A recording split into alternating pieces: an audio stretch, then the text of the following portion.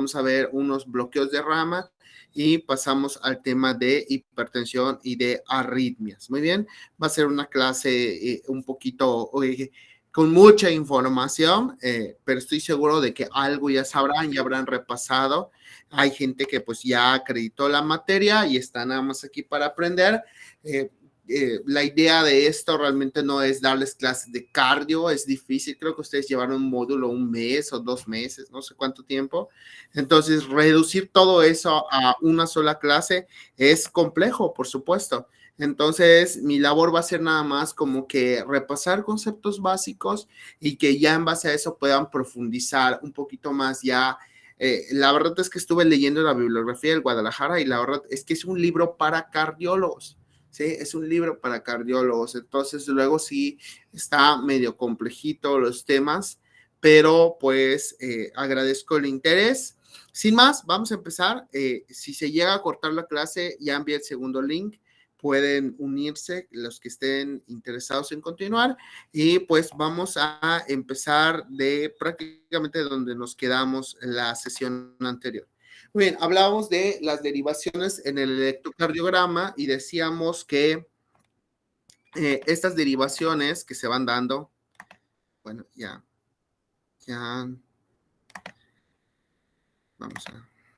Muy bien, estas derivaciones a veces las llegamos a confundir con los electrodos que ponemos. Y no, no son los mismos los electrodos y las derivaciones. Los electrodos pues van a ser el mecanismo, lo mecánico, que va a permitir la lectura de las distintas cargas eléctricas que se van dando a lo largo del impulso cardíaco. Entonces, eso es lo que mide los electrodos. Pero las derivaciones son la impresión o es la forma en que yo voy a interpretar esa información, ¿no? Y estas son 12. Colocamos 10 electrodos, pero son 12 derivaciones.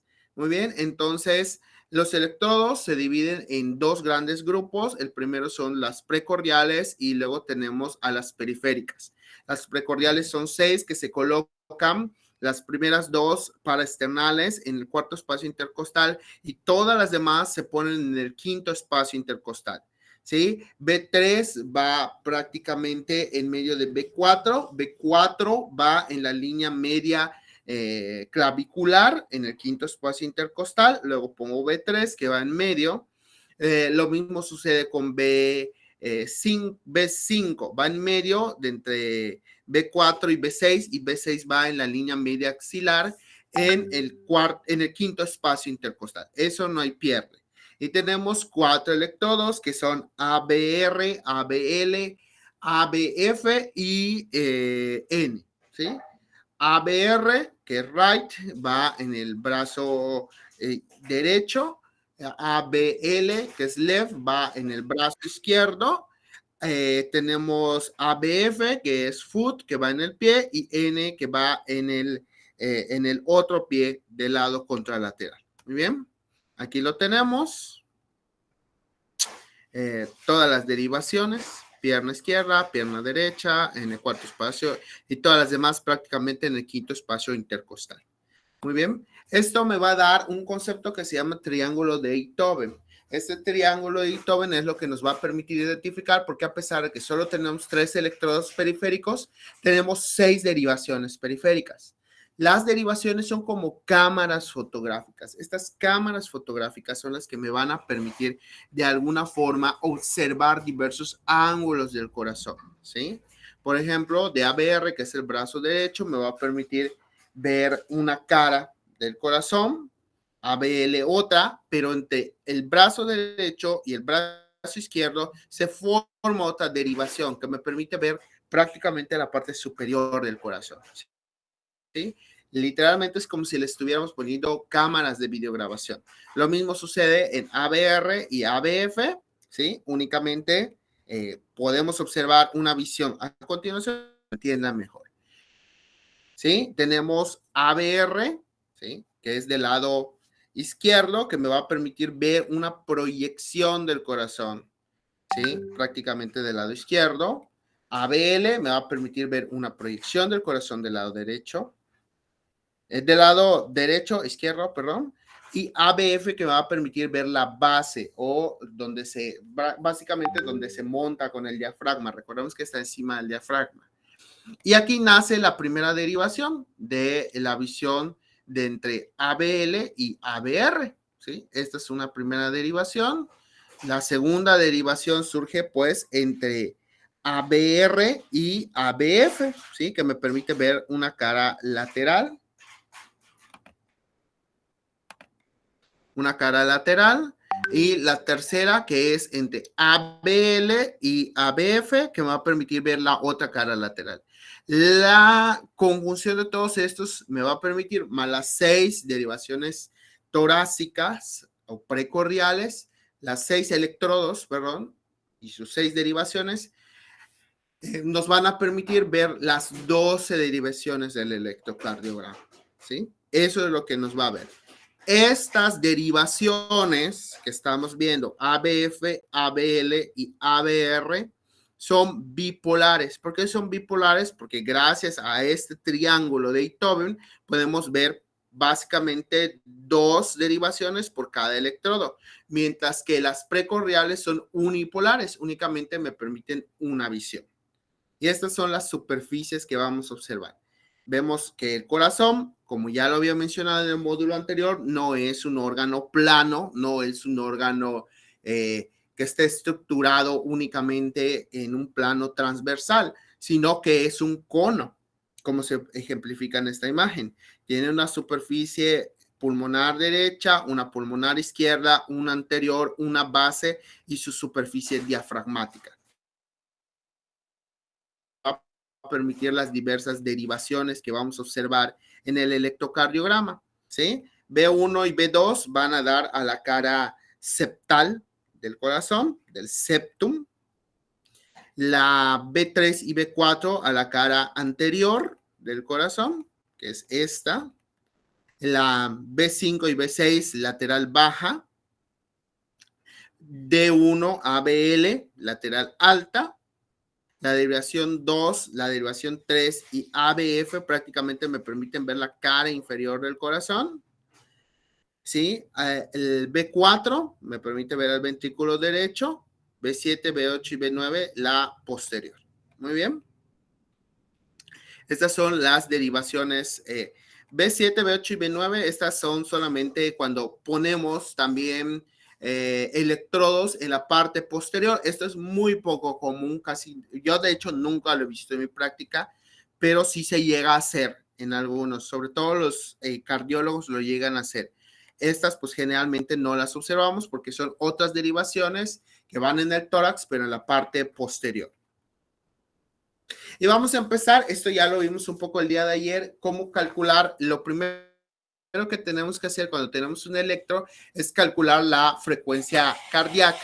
Lo que tengo que hacer es buscar mis ondas R, que son las despolarizaciones ventriculares. Este es el momento en el que el ventrículo se va a contraer. ¿Sí? Busco estos espacios y tengo que buscar específicamente una onda R que caiga sobre una línea. Después voy a hacer mi conteo por cada conjunto de 5 cuadritos, ¿no? Entonces, nada más hacemos 300, 150, 100, 75. Entonces, mi frecuencia cardíaca va a estar entre 75 y 60, ¿sí? Vemos que hay una que está prácticamente en medio, que cae sobre una línea. Entonces, lo único que voy a hacer es sacar la diferencia entre 75 y 60, que es 15. 15 entre 5 son 3. Entonces, cada cuadrito va a valer 3. Entonces, vamos a contar. 60. No, serían, sí, sería suma. Suma. Entonces, son 60, 63, 66, 69. Entonces, la frecuencia cardíaca de este paciente es de 69 latidos por minuto. Muy bien. Sí, es correcto. Y aquí tenemos otra que es una D2, es una derivación 2 que estamos observando. Lo mismo vamos a buscar esta primera, 300, 150, 100, 75, 75 y 60. Hay únicamente un cuadrito al parecer. Bueno, yo solamente observo un cuadrito.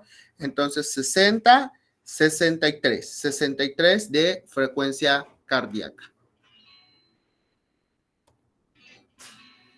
Lo mismo sucede aquí. Únicamente vamos a buscar vamos a suponer que se encuentra en una línea. Entonces vamos a contar 300, 150, 100, 75, 60, 50 y 40.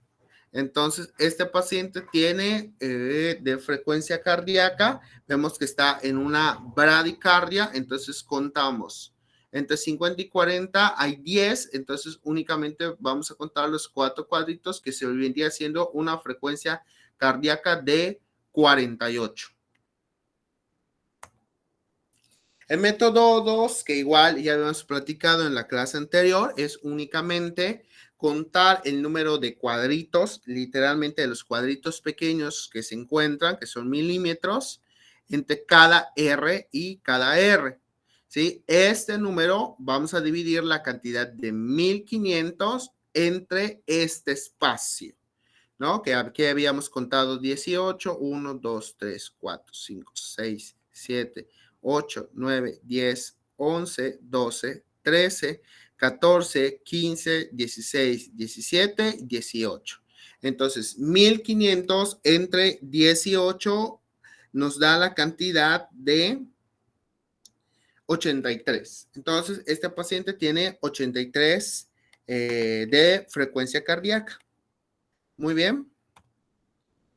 Y aquí nuevamente lo podemos observar. Contamos el número de cuadritos. 1, 2, 3, 4, 5, 6, 7, 8, 9, 10, 11, 12. 12 cuadritos. Entonces divido la cantidad de 1500 entre 12 y me da a 125 latidos por minuto. Esto es la cantidad de veces que late el corazón. Entonces, lo que vamos a utilizar es el intervalo RR, es decir, entre la despolarización ventricular, la contracción de los ventrículos, pues para saber cuánto es la frecuencia cardíaca. Muy bien, la única condición para utilizar cualquiera de estos dos métodos es que el ritmo sea regular, es decir, que el espacio entre R y R en las distintas en cada uno de los latidos y en las derivaciones sea equidistante, es decir, que sea equivalente. Cuando esto no es así, tenemos que utilizar otro método porque pues esto es completamente irregular, lo podemos observar claramente, es un latido irregular. Entonces, lo único que tengo que hacer es contar o buscar cuántos QRS hay en 6 segundos, ¿sí? Entonces, recordemos que para eso tenemos que utilizar los cuadritos, ¿sí? Un conjunto de 5 cuadritos medianos van a ser un segundo. Entonces, contamos cuántos hay. Básicamente son 30 de estos cuadros medianos, ¿sí? No de los cuadritos pequeñitos, de los cuadros medianos. Son 30. Entonces, busco este espacio de 30 cuadritos y cuento cuántos complejos QRS hay, ¿sí? Entonces, empezamos de acá hasta acá. Hay 30 cuadritos. Entonces, contamos. 1, 2, 3, 4, 5, 6, 7. Este ya no entra porque está fuera de rango. Entonces, tenemos que su frecuencia cardíaca de este paciente es de 70 latidos por minuto. Muy bien, eso es la frecuencia. Lo segundo que tenemos que evaluar es el ritmo. Un ritmo normal se llama sinusal. Este ritmo es un ritmo que viene del nódulo sinusal. Es un ritmo que está adecuadamente marcado por el marcapasos natural del corazón. Para poder observar el ritmo y decir que mi ritmo es sinusal, o sea, si queremos llamarlo un ritmo normal, un ritmo adecuado, un ritmo fisiológico, tengo que buscar las siguientes características. Siempre la presencia de una onda P. ¿Por qué? Porque recordemos que la onda P está enviada directamente desde el nódulo sinusal, ¿sí? Recuerden que si hablábamos de que el intervalo de P, ¿sí? El intervalo P o la onda P está más corto, estamos hablando de un síndrome de sobreexcitación. ¿Qué significa esto? Que el nódulo sinusal está enviando más impulsos de lo que debería o más rápido de lo que debería. Muy bien. O si está amplio este intervalo de PR, el intervalo PR es más amplio de lo que debería, pues entonces estamos hablando de un bloqueo. ¿Por qué? Porque este impulso está llegando tarde a donde debería llegar. Segundo, que la onda P siempre sea positiva en todas las derivaciones, excepto en ABR. ¿Sí? ABR va a ser negativa siempre la onda P. Muy bien. La frecuencia cardíaca debe estar entre 60 y 100 latidos por minuto y el QRS debe de medir menos de 12 segundos. Para decir que no existe una arritmia, pues debe haber un RR constante y una PP constante. Aquí lo podemos observar, vemos que está la presencia de la onda P, ¿sí? En todas.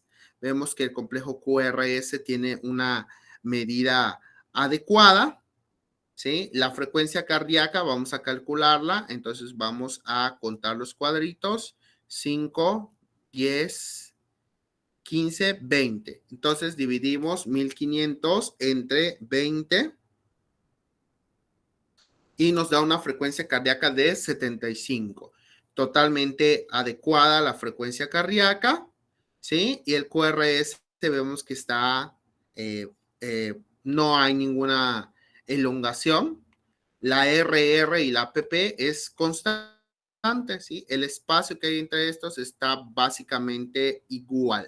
¿Sí? Igual lo mismo entre las ondas P. Entonces, este es un ritmo sinusal. No hay ninguna dificultad con este ritmo. Y aquí tenemos otro ritmo que podemos observar en el electrocardiograma. Aquí podemos ver que sí está efectivamente equidistante, sí está equidistante, pero hay ausencia de qué. Para empezar, no tenemos una onda P. El complejo QRS claramente está modificado, está elongado.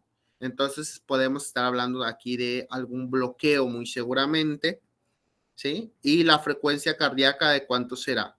Vamos a contarla, vamos a suponer que está más cercano.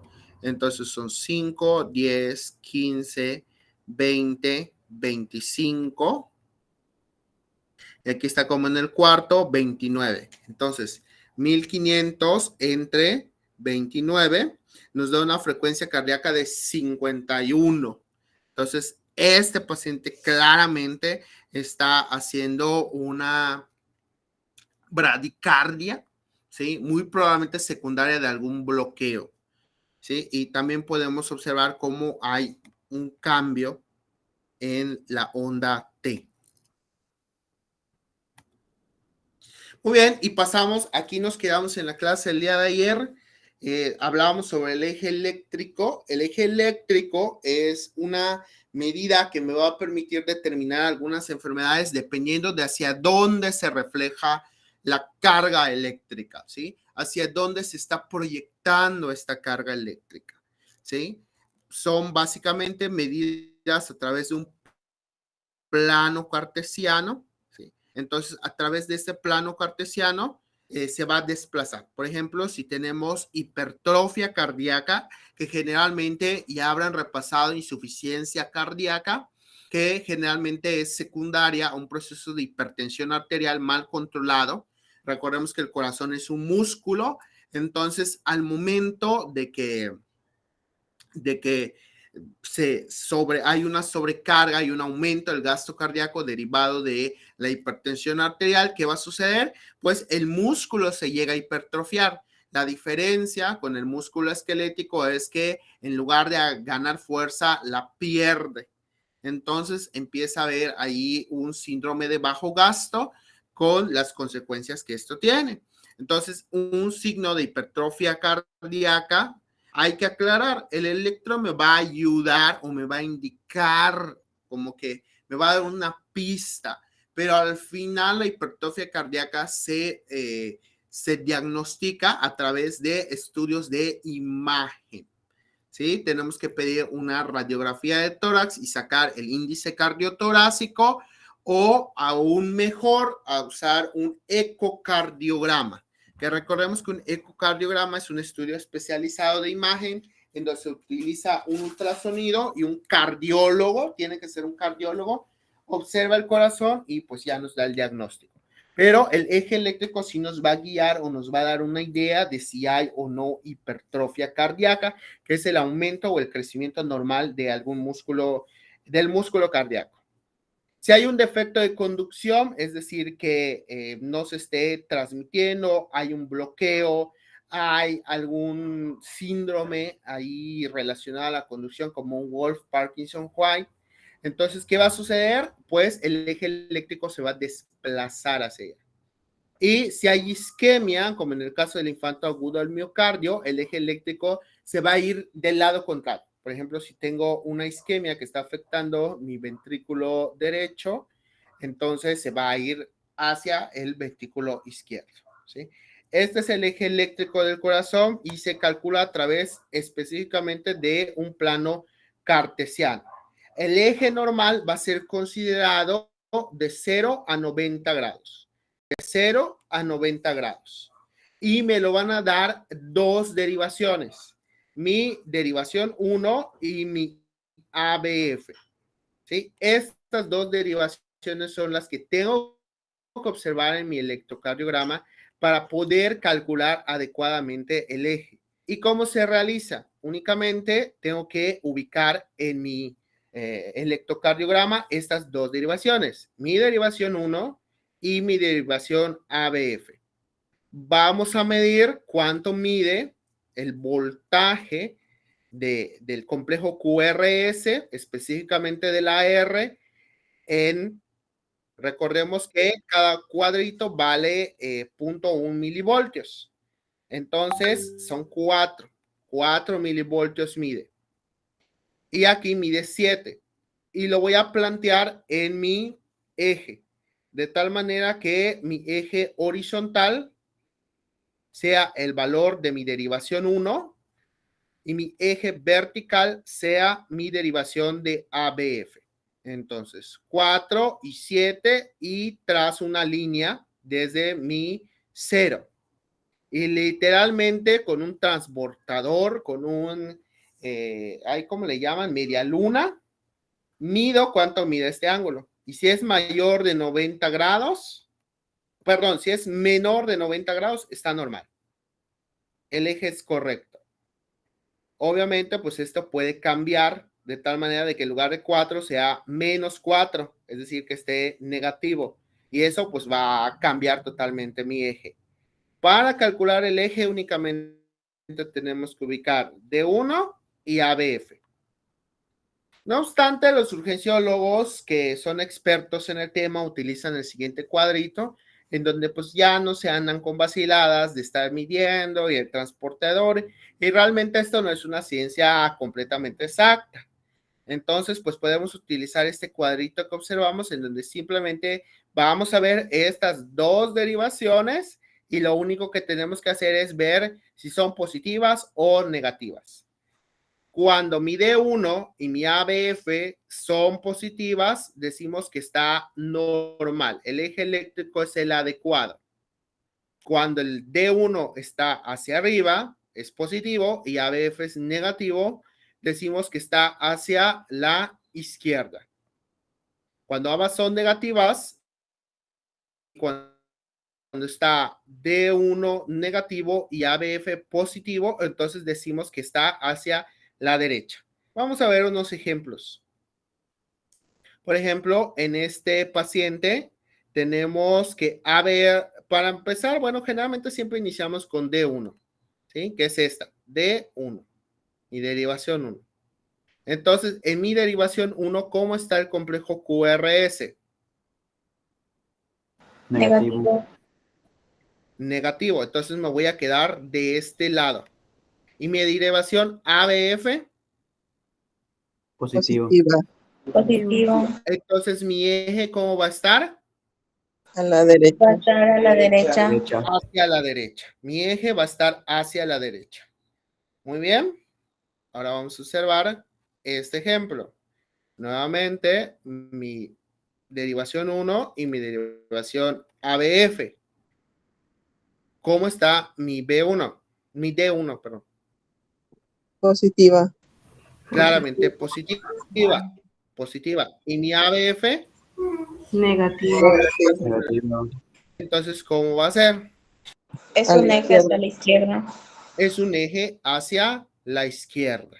Correcto. Este es lo mismo. Muy bien. Y empezamos con los bloqueos. Para eso tenemos que regresarme un poquito atrás en lo que hemos estado viendo. Y vamos a irnos a esta parte, ¿no? Recordemos que tenemos al sistema de conducción, tenemos un nódulo sinusal.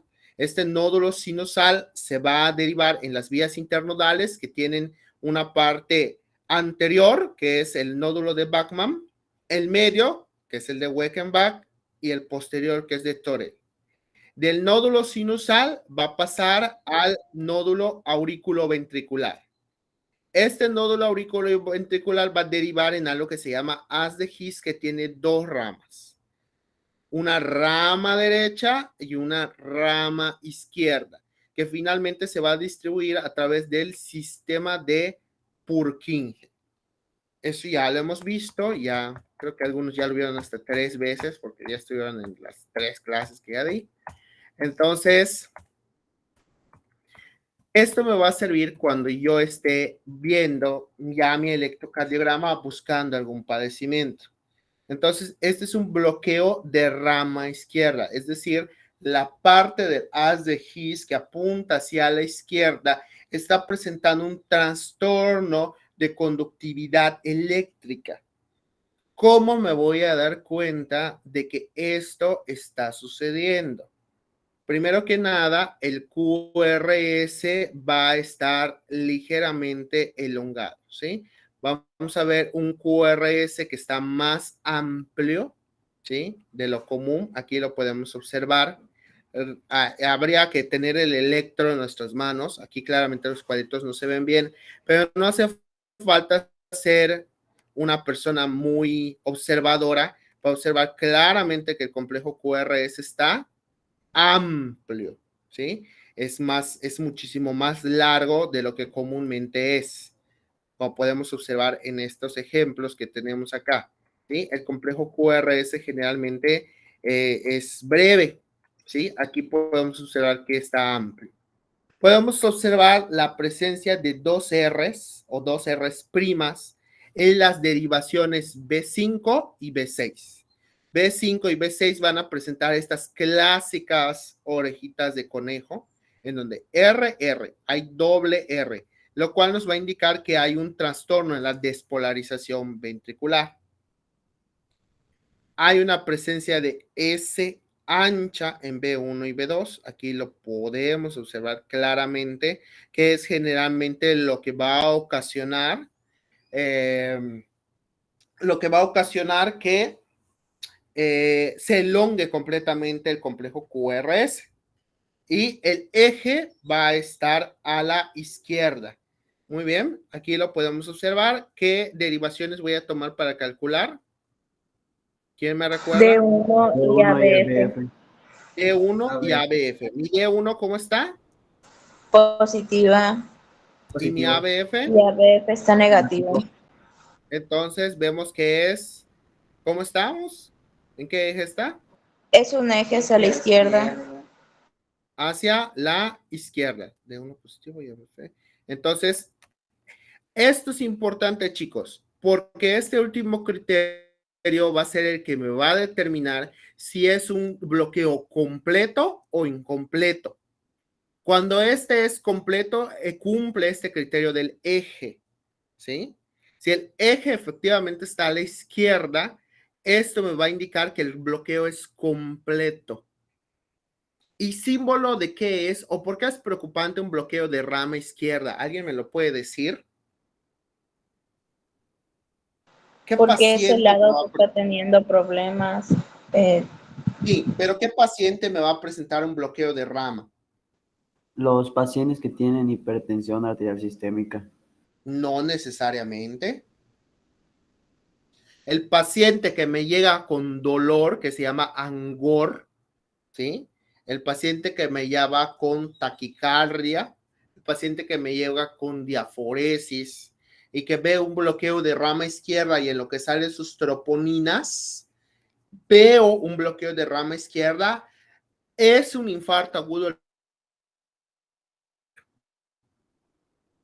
Un bloqueo de rama izquierda en el contexto de angor y de síntomas sugerentes de infarto es un infarto hasta que no se demuestre lo contrario, ¿sí? Por eso es muy importante aprender a identificar los bloqueos de rama izquierda, que realmente no es muy difícil, pero esto es memorizarlo. QRS mayor de 12 segundos, RR' en B5 y B6, una S ancha en B1 y B2 y un eje a la izquierda. Muy bien. ¿Alguna duda o pregunta hasta aquí? No, profe. Muy bien. Y ahora pasamos al bloqueo de rama derecha, perdón, de rama derecha. Muy bien, que es muy similar, prácticamente igual, si así lo queremos ver, que el bloqueo de rama izquierda, ¿sí? Lo único que va a cambiar es que el RR o la RR', estas orejitas de conejo van a estar en B1 y B2, ¿sí? Aquí no se ve tanto como unas orejitas, pero sí está la presencia de doble RR, ¿sí? De la onda R. Aquí la podemos observar en B1 y B2. La S ancha en B5 y B6. Claramente podemos ver cómo está elongado.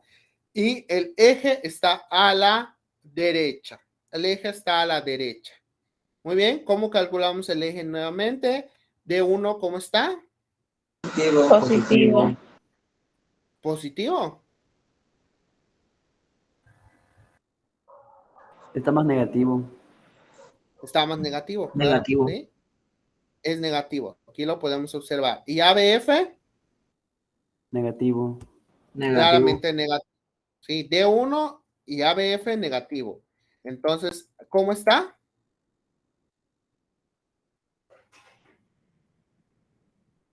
Es indeterminado. Es indeterminado. Entonces, este bloqueo de rama derecha, ¿cómo va a ser?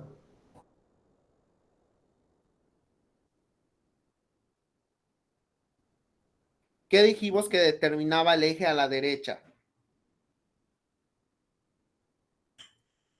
Si es completo o incompleto. Incompleto. Entonces, ¿cuál es el apellido de este Completo. bloqueo? Bloqueo de rama derecha, Completo. incompleto. Bloqueo de rama derecha, incompleto. ¿Sí?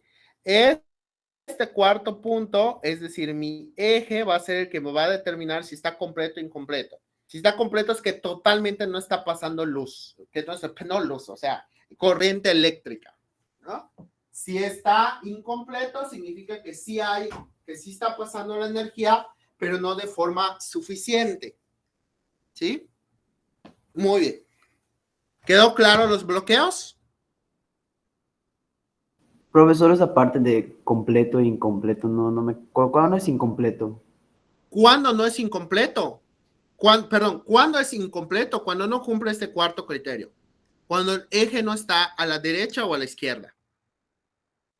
Puede ser indeterminado o incluso está normal el eje. Cuando no está ese criterio, no se cumple ese criterio, es incompleto. Sí Ok, es un profe. bloqueo de rama, pero está completo e incompleto. De ahí la importancia de que ustedes sepan calcular el eje eléctrico. ¿Sí? Y este método de este cuadrito, la verdad, es salvavidas. Es salvavidas. Porque únicamente te tienes que aprender cómo está D1 y cómo está ABF. ¿No? ¿Les dejan tener formulario en su examen de cardio? No creo. No creo que lo permita el doctor. Ok, pero si fuera el caso, deberían tener su formulario. ¿Y cómo calculan Fractal Starling y todo eso de memoria? Sí, Sí. Sí. Guay, sí está feo. debería Muy bien, no le hagas. proponerlo. Cuando yo sea su maestro de cardio. Ok, muy bien. Ahora tenemos la hipertrofia ventricular. La hipertrofia, pues ya habíamos platicado un poco.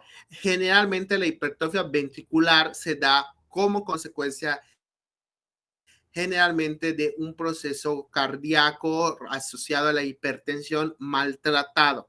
Esos pacientes que piensan que no tomar su medicamento contra la presión no pasa nada, ya les expliqué, el músculo pues se va agotando y entonces empieza a hipertrofiarse, así como el bíceps que tanto que lo forzamos en el gym, los que van al gym, empieza a crecer, lo mismo ocurre con el corazón. El problema es que en el corazón no se vuelve más fuerte, sino que al contrario va perdiendo funcionalidad. Entonces, la hipertrofia ventricular izquierda, el ventrículo izquierdo es el que sufre el problema, es lo más común. La hipertrofia ventricular derecha no es tan común como la hipertrofia ventricular izquierda, es lo que crece el corazón. Muy bien, como ya les expliqué, el electrocardiograma me va a sugerir, pero no me va a dar diagnóstico. El diagnóstico generalmente, si no tengo acceso a un ecocardiograma, ¿sí? Me tienen que hacer mínimo una radiografía de tórax. ¿En qué posición se hace la radiografía de tórax? Si hay alguien aquí de primero, me lo tiene que contestar. ¿En qué posición se hace la radiografía de tórax para evaluar el corazón?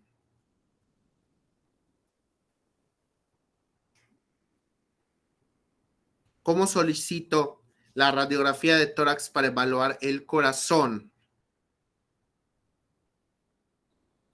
¿En qué proyección? Antero-posterior. ¿Antero-posterior será?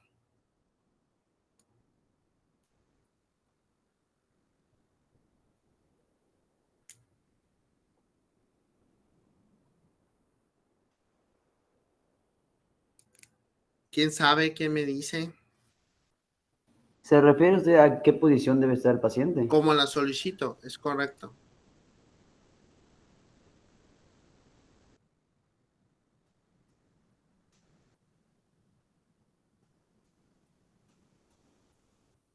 Se pide póstero anterior, chicos. Póstero anterior. El paciente en bipedestación, es decir, el paciente va a estar parado. No sé si, no puedo ver si hay contestar porque lo vimos en clase.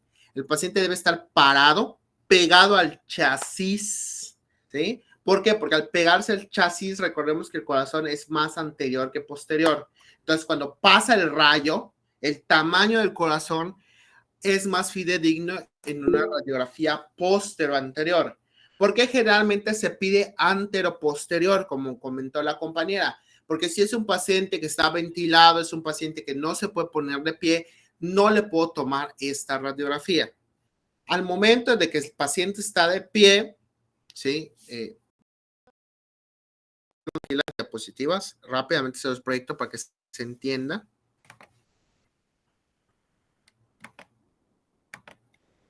Deme un segundito, Aquí está.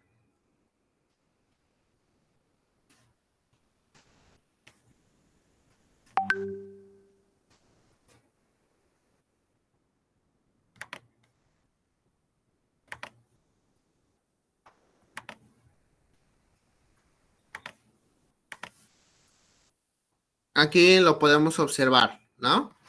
¿Qué sucede con la radiografía AP? Que el paciente, su corazón está más lejos del chasis, ¿sí? Del chasis. Entonces su corazón se va a magnificar, ¿sí? Aquí lo podemos observar. Pasa la luz y se ve más grande. En cambio, en la radiografía posterior anterior, como podemos observar acá, el corazón está pegado al chasis y la luz al pasar refleja el tamaño adecuado. Entonces, en pocas palabras y para volver al tema, lo que tengo que hacer es pedir mi radiografía póstero anterior si voy a evaluar tamaño cardíaco, ¿sí? Póstero anterior, ¿sí? Muy bien, regresamos al tema que nos atañe, que estábamos viendo, que es la hipertrofia ventricular izquierda. ¿Cómo lo voy a sospechar en mi electrocardiograma? Lo único que tengo que hacer es medir cuánto mide la onda S en B1, ¿sí? Más la R en B5, ¿sí? Es un poco complejo, ¿no? Pero ahorita se los presento en este ejemplo. Vamos a buscar en mi derivación B1 cuánto mide mi B1 más mi R, que es básicamente esto. Que es básicamente esto lo que vamos a medir. ¿Cuántos cuadritos mide? Más mi S en B1 y mi R en B5. Busco B5 y busco mi R. Que aquí, pues, ¿qué podemos observar, chicos, con la R? No está Profe, proyectando, doctor. Ay, perdón.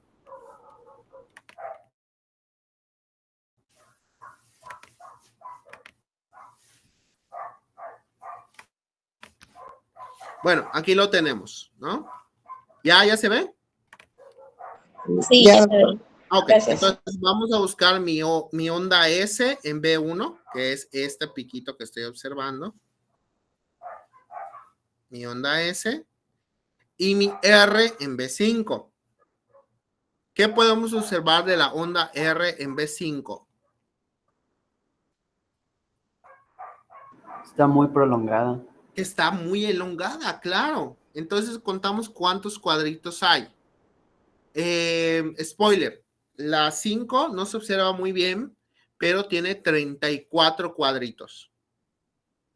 Y aquí, pues obviamente tiene más de uno. Si la suma de estos dos me da más de 35, el paciente tiene hipertrofia ventricular izquierda. Profe, ¿Sí? ¿Mande? estos son los criterios de, este es el Sokolov, ¿no? Si es mayor a correcto. 35, se diagnostica la hipertrofia, igual No se es utiliza, diagnóstico, es sugerente. ándale, y el de Lewis, no sé si igual se diagnostica aquí, que era mayor a 17. La verdad, ese no lo revisé. Pero este es el que me aprendí. Efectivamente, es el criterio de Sokolov. Muy bien. El de Lewis sí te lo debo en esta clase. Muy bien. Pero sí, esta es la manera de identificar la hipertrofia ventricular izquierda. Profe, un dato, si no estoy mal, el de Lewis es nada más para saber si hay levorrotación, es decir, si el corazón está girando por la misma hipertrofia. A ver, déme chance, lo reviso. Ese sí no lo chequé, les mentiría. No les quiero mentir. Entonces voy a checarlo ahorita y les digo.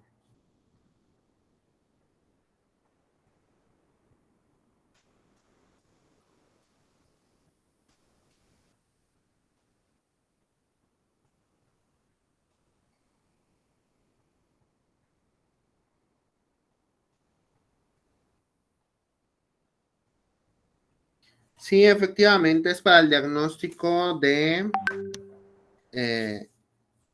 hipertrofia ventricular, derecha o izquierda, y es la suma de la onda R en D1 más la S de D3. ¿Sí? Que sería aquí, ¿cuál sería? R en D1. Vamos a buscar D1, que es este. Más la S de D3.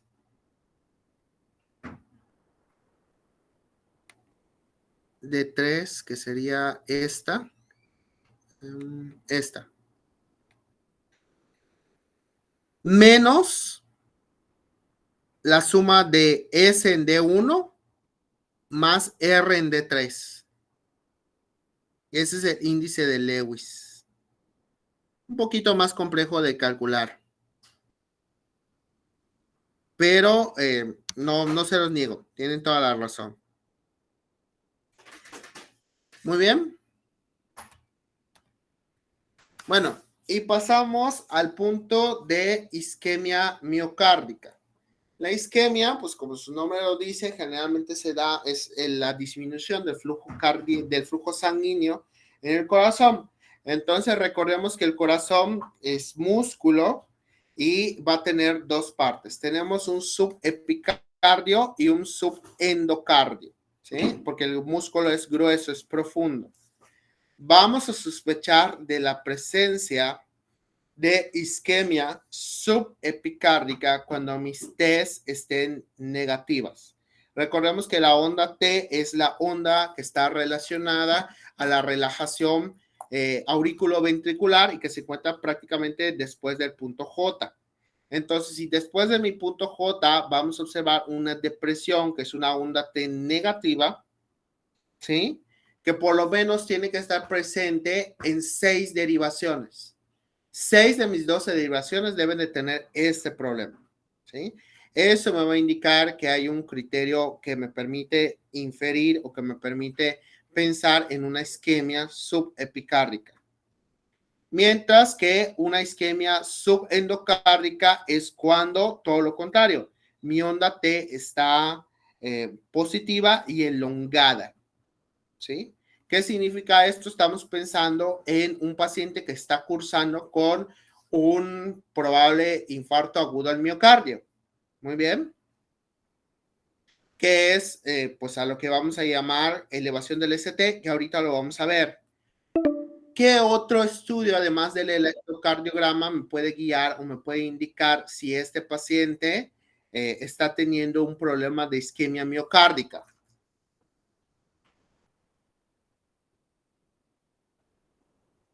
¿Qué otro estudio le voy a pedir?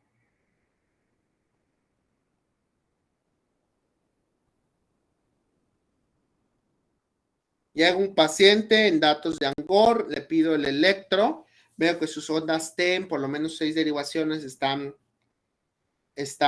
o elevadas o deprimidas. ¿Qué otro estudio le tengo que pedir de cajón? ¿Sería los estudios de laboratorio y las imágenes? ¿No? Sí, ¿cuál le podría pedir de laboratorio? Por Doctor, ejemplo, en laboratorio sería las troponinas. correcto, la troponina 1, que es la más cardiosensible, y si no las tengo, porque ¿qué sucede? Que son caras. Entonces, por ejemplo, algunos institutos no las tienen. ¿Qué le voy a pedir? Que son menos específicas, pero que igual me van a orientar. Mioglobulina podría ser. ¿Sería la biometría hemática también, no? No, la biometría hemática que me va a arrojar. Bueno, no, perdón, sería... CK y CKMB. Sí, claro. ¿Sí? Creatin quinasa y creatin quinasa MB, ¿no? Que generalmente no son tan específicas, pero sí me van a ayudar a guiarme para saber si a este paciente se lo presento hemodinamia o no se lo presento hemodinamia. Muy bien, y pasamos a otros datos de isquemia miocárdica que me van a ayudar a entender, pues, cómo funciona. Y ahorita vamos a pasar ya después de mi punto T, ¿sí? Si observamos que hay una depresión del segmento ST, vamos a sospechar de una lesión subendocárdica. Y si hay una elevación muy característica, también llamada elevación en asta, que es elevación del ST, ese paciente tiene que entrar a cateterismo urgente, sí o sí. ¿Por qué?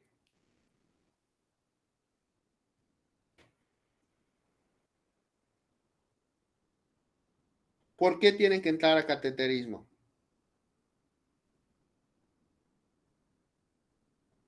¿O riesgo de infarto debido a obstrucción? No, ya se está infartando. Tu paciente ya se está infartando. ¿Cuál es el riesgo del proceso del infarto? Para muerte. evitar una necrosis. La necrosis, claro, la presencia de necrosis. Entonces tengo que quitar lo que sea que me esté ocasionando esa lesión, ¿sí? Porque si no, va a necrosarse el tejido. ¿Y cómo se observa en el electrocardiograma? La necrosis, que ya es irreversible? Será Con la onda ondas negativa. Vamos a observar una onda Q patológica, prominente. Mi onda Q ya va a estar elevada, ¿sí? Esto ya lo vamos a ver, ahorita lo busco, a ver dónde se puede ver. Esto ya va a estar prácticamente igual, arriba y abajo. Símbolo de necrosis. Ya el músculo ya se murió. ¿Qué me va a provocar esa necrosis? Por supuesto, insuficiencia cardíaca. Muy bien. Disminuyendo la vida, eso se clasifica en los criterios de NIHA, que muy seguramente tienen que estudiar, pues para que sepamos. Muy bien. Entonces tenemos que, cuando hablamos de isquemia miocárdica, ¿qué tenemos que ver? Dos cosas. Las T's, si están arriba o abajo, y el complejo ST. Muy bien, chicos. Esto es en lo que respecta a electrocardiograma. Vamos a ver el siguiente tema, que es un tema muy bonito, muy complejo. Ay, esta no va acá. Profe, ya se va a terminar la clase, quedan 5 minutos, 6 minutos. Ya se va a terminar, qué rápido pasó el tiempo. Ya tienen el segundo link, nos vemos ahí y vamos a hablar de hipertensión arterial. Ya se los mandé a su... Pero a fue los el de de no, ahorita. no, pero mandé a los otros. Que me dice Moisés que ya lo envió a sus jefes de grupo. Porque hay gente de noveno aquí también. Bueno, nos vemos en el siguiente link. Apenas termina esta reunión. Nos vemos ahí.